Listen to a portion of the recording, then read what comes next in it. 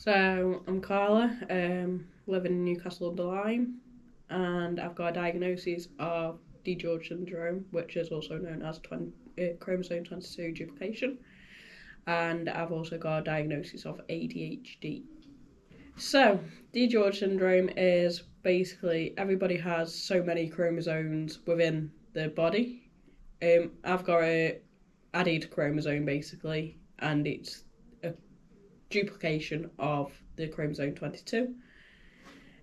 With that, you get non-epileptic seizures, you get quite severe mental health issues, you can have issues with your heart, and the list goes on really. I know somebody that's got autism, and there's just different routes that the chromosome 22 duplication can actually go down. Can be a bit of a struggle sometimes because, like I say, with the non-epileptic seizures especially, um, mine are well controlled, but sometimes you just don't know when they're coming along. High school was made difficult because everyone just labelled me as a naughty child, when it was more the fact of I just couldn't focus, sitting in a classroom, looking at a board. It's just not the way I learn.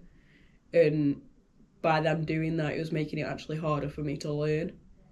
So I did actually fail quite a bit of my GCSEs because of that. But I didn't get diagnosed with DiGeorge syndrome until my daughter was born. And it was as of doing tests and that for her that they realised that she's inherited it off me, which is great because I'd gone 20, I think it was like 22 years, 23 years without knowing that I had this DiGeorge syndrome. And then once they started going into it in more depth, a lot more things started adding up. You can get quite bad mental health issues with it, and I myself do suffer with anxiety and depression quite badly. It's been hard to find jobs as well because most people just say oh, you've got this and this wrong with you, you're not capable of doing this job, when if I get the correct training in the way that I can actually learn, I am more than capable. So, like I say, I learn more by physically doing something. Same with most things that I do, I've learnt more by physically doing it. To the point where now I've actually started my own business creating things, just because I've taught myself to do it by experimenting, doing it. So I do epoxy resin moulds. So they could be anything from bookmarks, they could be picture frames with actual photos in, paperweights. I also make bracelets out of different beads, and I can do personalised things. So if you wanted like a blanket or a jumper with name on, I can physically do that. Tell us about your experiences at work. There's a particular job that needed quite a bit of paperwork doing, and because I wasn't shown in the right way, I actually got dismissed from that job. And I was like, well, if you show me in more detail and let me do it myself and tell me where I'm going wrong, then I'd be able to learn more. But they didn't give me that chance. Same with some things. When I used to work in care, there were certain things that I was doing wrong, but I'd only get picked up on it, and I was like, well, if you can come with me and show me how it's done and then me do it after, then I'd learn more that way than you just tell me, oh, I'm doing this wrong. I've also had it before where I've gone for interviews, they've seen things like the chromosome 22 duplication and the ADHD, and they were like, we can't accommodate that within our facilities. And I was like, there's not a lot you need to accommodate.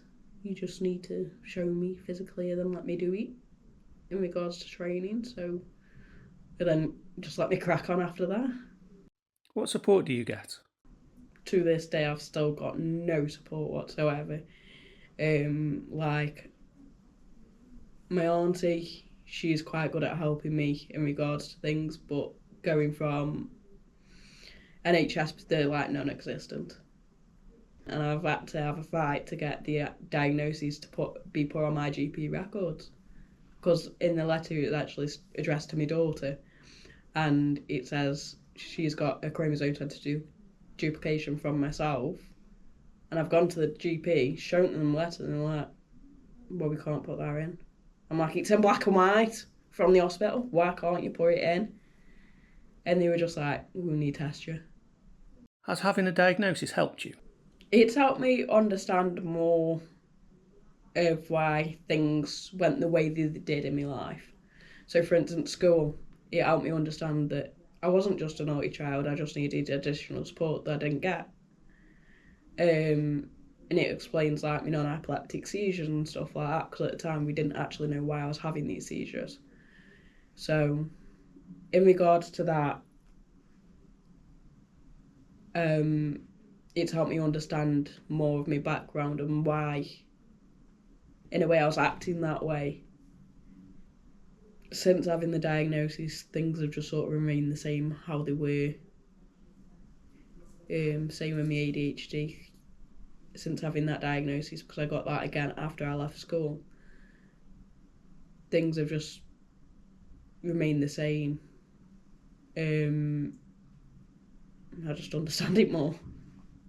How is your daughter doing at school? School's a touchy subject right now.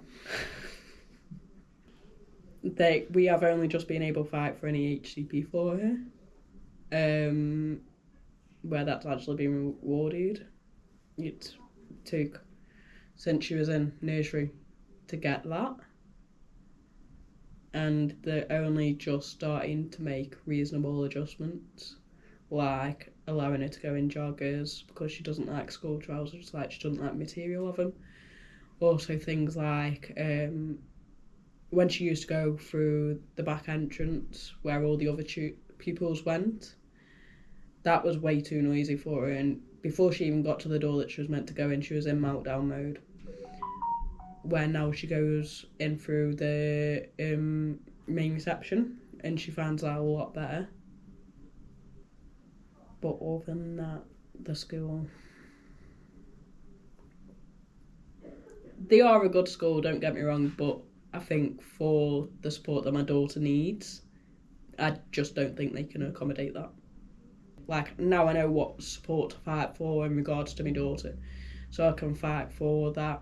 Like I say, it's just took me 3, maybe 4 years to fight for any HCP for her. And I know if there is anything I'm struggling with, I've got my auntie that will help me through it.